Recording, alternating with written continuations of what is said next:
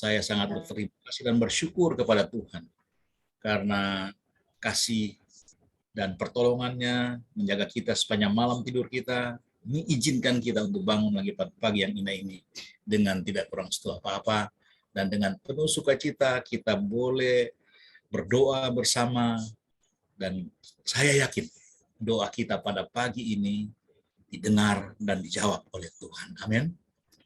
Saya akan kembali membawakan satu kesaksian singkat dan renungan singkat pada pagi ini. Saya akan dahului dengan membaca sebuah kutipan dari Kebahagiaan Sejati pasal 11 yang berbunyi begini. Allah amat bijaksana sehingga tidak mungkin berbuat salah dan terlalu berkemurahan untuk menahan sesuatu perkara yang baik dari mereka yang berjalan dalam kebenaran. Oleh karena itu, janganlah takut berharap padanya, walaupun engkau tidak segera mendapat jawaban atas doa-doamu. Walaupun engkau bergantunglah pada janjinya, pintalah maka akan diberi kepadamu. Matius 7 ayat 7. Ini suatu hal yang sangat luar biasa sekali. Saya membawakan kesaksian di sini bukan untuk memamerkan keangkuhan atau kesombongan, tidak sama sekali. Saya ingin agar supaya kita boleh lebih mengerti bagaimana pertolongan Tuhan dalam hidup kita. Bahwa Tuhan tidak akan pernah meninggalkan kita kalau kita bergantung sepenuhnya kepada Tuhan. Pada tahun 2010, saya bersama istri saya oleh pertolongan Tuhan dan oleh berkat Tuhan sempat mengikuti suatu tur napak tilas ke Yerusalem dan sekitarnya. Bagi orang lain ini suatu hal yang biasa-biasa saja. Tapi bagi saya ini suatu hal yang menakjubkan, suatu hal yang luar biasa. Kenapa? Karena hanya Tuhan saja yang memberikan itu kepada kami. Tahun 2000 kami dijanjikan untuk boleh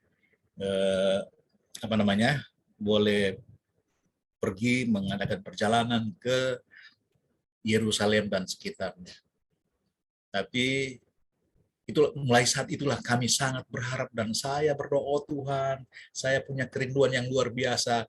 Kalau boleh janji ini boleh menjadi kenyataan dalam kehidupan kami. Karena sebagai hamba Tuhan, saya rindu sekali bukan saja mendengar, tapi saya rindu sekali saya bisa melihat apa yang ditulis dalam Alkitab tentang tanah perjanjian.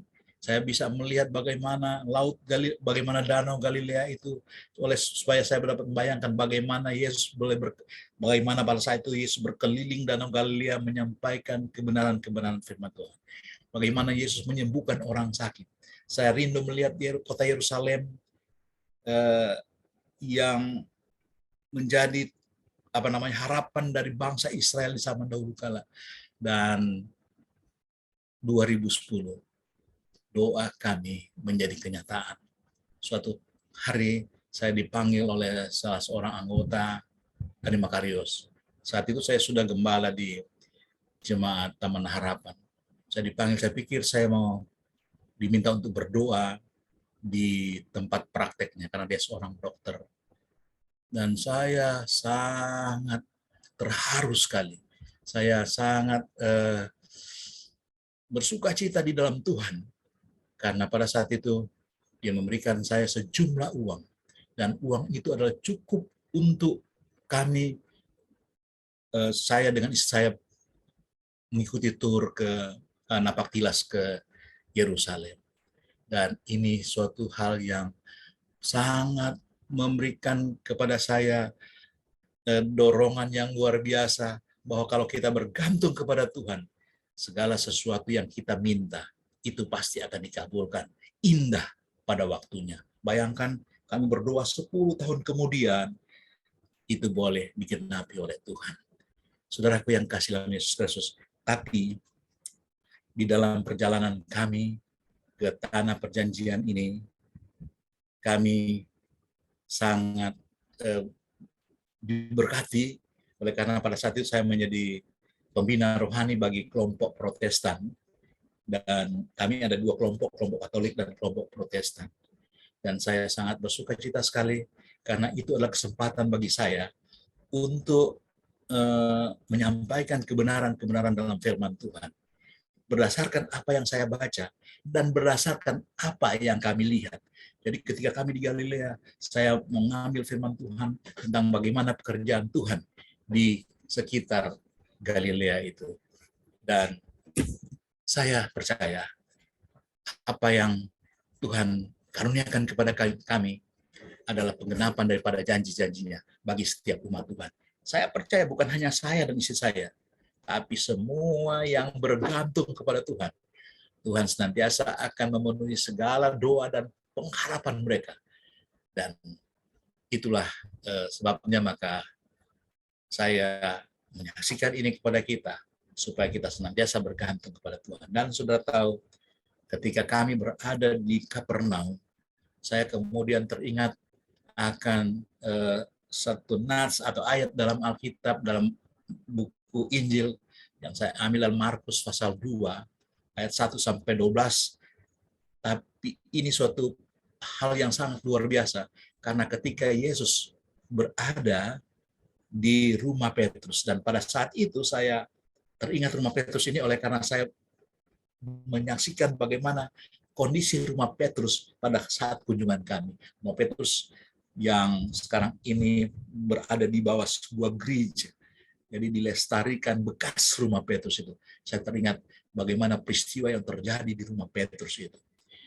Ketika Yesus sedang berbicara mengenai kebenaran Tuhan di rumah Petrus itu, ada 4 orang yang membawa orang yang lumpuh, mau bawa kepada Yesus. Tapi pada saat mereka mau bawa orang lumpuh ini kepada Yesus, jalan tertutup oleh karena rumah Petrus itu penuh sesak. Bahkan di muka pintu pun banyak orang yang hadir. Itulah sebabnya maka ada kesulitan bagi 4 orang ini untuk membawa orang lumpuh ini kepada Yesus. Tapi saudaraku, ini hal yang sangat luar biasa. Oleh karena mata mereka tertuju kepada Yesus, sehingga ada jalan yang bisa mereka lakukan agar supaya orang yang lumpuh ini boleh berada di depan Yesus. Jadi mereka menaiki rumah Petrus dari loteng, kemudian mereka turunkan orang lumpuh ini, dan luar biasa sekali, orang lumpuh ini tidak jatuh. Orang lumpuh ini, saudara bayangkan kalau membawa orang lumpuh ke atas loteng dan kemudian menurunkannya, itu suatu pekerjaan yang harus penuh dengan kehati-hatian.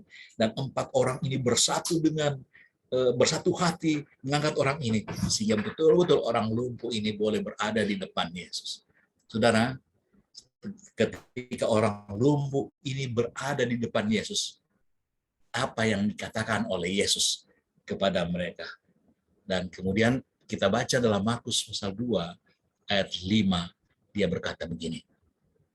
Ketika Yesus melihat iman mereka, berkatalah ia kepada orang lumpuh itu, "Hai anakku, dosamu sudah diampuni." Ini luar biasa sekali.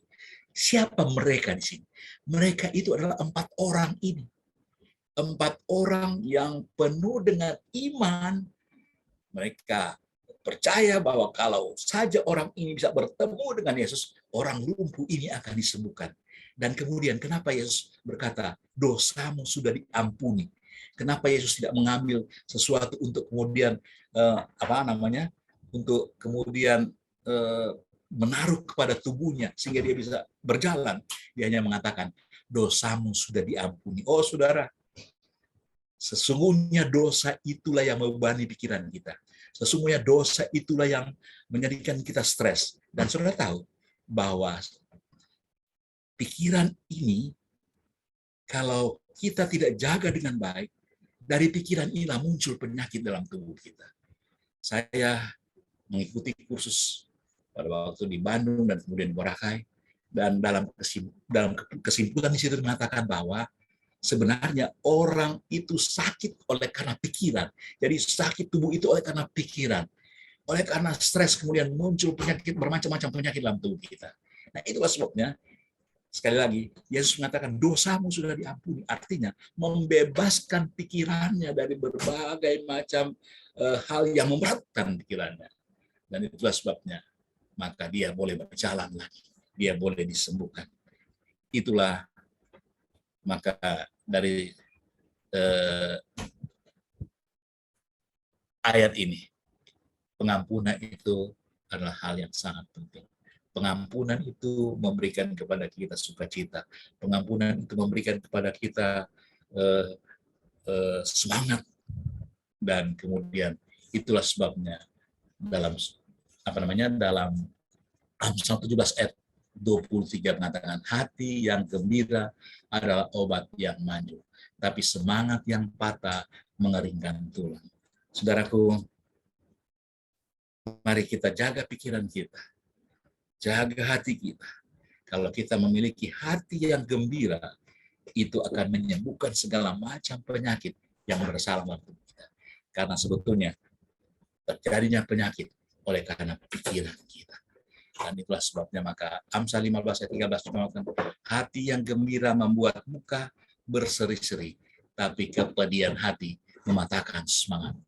Oleh karena itu, saya menghimbau di sini bagi kita semua yang ada di kelompok doa ini. Mari undang Yesus di dalam rumah kita, undang Yesus dalam pikiran kita, supaya pikiran kita disegarkan, pikiran kita